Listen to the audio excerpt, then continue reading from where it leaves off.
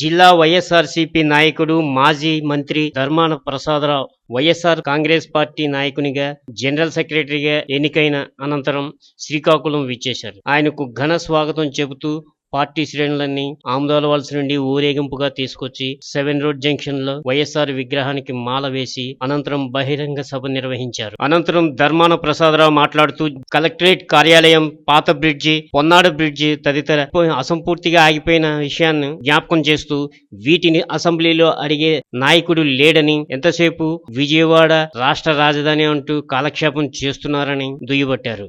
అంతకుముందు ఆముదాలవలస రైల్వే స్టేషన్లో ధర్మాన ప్రసాదరావుకు ఘన స్వాగతం లభించింది. అభిమానులు, కార్యకర్తలు పెద్ద ఎత్తున రైల్వే స్టేషన్కు వెళ్లి ఆయన్ని రిసీవ్ చేసుకున్నారు. ఆముదాలవలస నుండి ఊరేగింపుగా 7 రోడ్ల జంక్షన్ మీదుగా ఆయన నివాసానికి చేరుకున్నారు.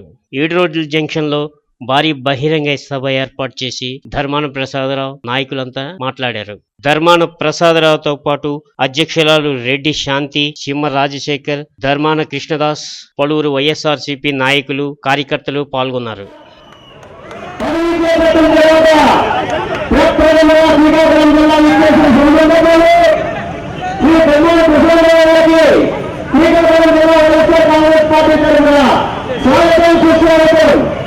రాష్ట్ర ప్రధాన కార్యదర్శిగా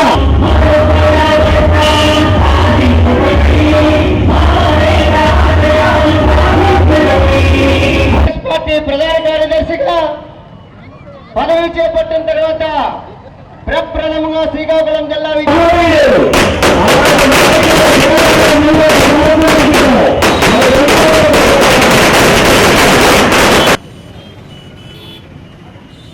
మన ప్రీతం నేత మీరు ఎప్పుడు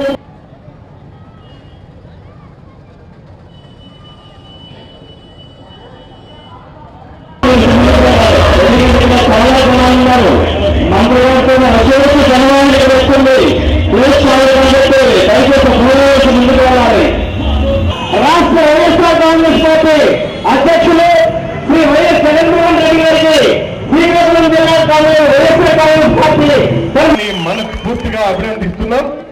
అదే సమయంలో మన ధర్మాన ప్రసాదరావు గారికి కూడా హృదయపూర్వకంగా ఈ ధర్మాన ప్రసాదరావు గారు మొట్టమొదటిసారిగా మన శ్రీకాకుళం విద్యా సందర్భాన మరి జిల్లా అధ్యక్షురాలు మరి శ్రీమతి శాంతి గారి నాయకత్వంలో మరి జై ధర్మాన, జై ధర్మాన, జై వైఎస్ఆర్ పార్టీ.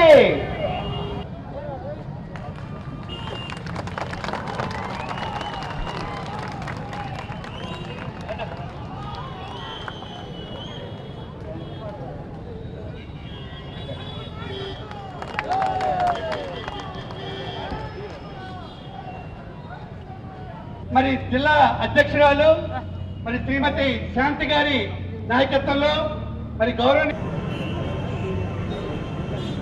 అందరికీ నమస్కారం. మన వైఎస్ఆర్ కాంగ్రెస్ పార్టీ గారు మన ప్రియతమ నాయకులు, శ్రీకాకుళం జిల్లా పట్టణ అభివృద్ధి కర్తలు, మన గౌరవనీయులు ధర్మాన ప్రసాదరావు గారిని మన రాష్ట్ర ప్రధాన కార్యదర్శి గారిని మీరంతా ఇక్కడ విచ్చేసి ఆయనకి ఘనస్వాగతం పలుకుతున్నది చూసిన తర్వాత చాలా ఆనందంగా, చాలా హ్యాపీగా ఉంది. బలమైనటువంటి సరైనటువంటి నాయకత్వం మన జిల్లాలోనూ మన ప్రాంతంలోనూ ఉంది. మరి ప్రధాన కార్యదర్శిగా ప్రసాదరావు గారి నియామకం, అలాగే జిల్లా అధ్యక్షురాలుగా శాంతి గారి నియామకం, అలాగే తమ్మిన సీతారాం గారు, ఇతర పెద్దలు అనేక మంది మన జిల్లాలో బలమైనటువంటి వైఎస్ఆర్ క్యాడర్ ఉంది.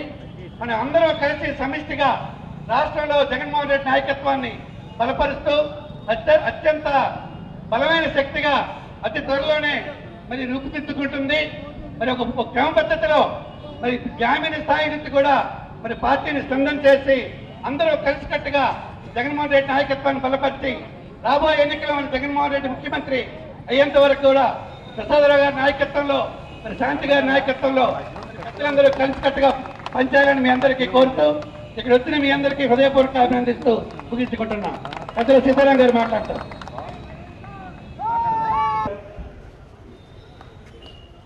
రాష్ట్ర వైఎస్ఆర్ కాంగ్రెస్ పార్టీ బీసీసీఎల్ అధ్యక్షులు శ్రీ కృష్ణదాస్ గారు నాకు కూడా శుభాకాంక్షలు చెప్పడానికి ఇటు ఇచ్చాపూర్ నుంచి రణస్థలం వరకు, శ్రీకాకుళం నుంచి వీరఘట్టం వరకు, బత్తిలి వరకు అన్ని గ్రామాల నుంచి ఈ కార్యక్రమంలో వచ్చి నన్ను శుభాకాంక్షలు తెలియజేసి ప్రోత్సహించడానికి ఇక్కడికి వచ్చినటువంటి పార్టీ సహచరులకు, పెద్దలకు, నా తోటి కార్యకర్తలకు హృదయపూర్వకమైన కృతజ్ఞతలు తెలియజేసుకుంటున్నాను. నిన్ననే డాక్టర్ రాజశేఖర రెడ్డి గారు మరణించిన నాటికి 5 సంవత్సరాలు అయింది. అతను ప్రారంభించి 100 కోట్లు శాంక్షన్ ఇచ్చి పనులు జరుగుతున్నటువంటి నేపథ్యంలో పక్కనటువంటి రాష్ట్రంతో వివాదం రావడం, సుప్రీంకోర్టు వివాదం వెళ్ళడం ఏడాగిపోయింది.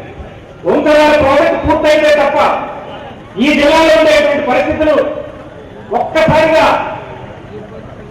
నేడున్నటువంటి ప్రభుత్వానికి నేను చూస్తున్నాను. గత 3 సంవత్సరాలుగా 3 నెలలుగా వారి ధోరణి ఎలా ఉందంటే, ఏనాడు ముఖ్యమంత్రి గాని మంత్రులు కానీ శ్రీకాకుళంలో ఉన్నారే తప్ప 10 మందికి అన్నం పెట్టి 10 మంది రైతులకు జీవన ప్రమాణాలను పెంచి పక్కనటువంటి జిల్లాలకు ధాన్యాన్ని ఎగుమతి చేయగలిగినటువంటి అవకాశం ఉన్న ప్రాజెక్టు గురించి ఇచ్చింది, ఆంధ్రాకి ఇచ్చింది.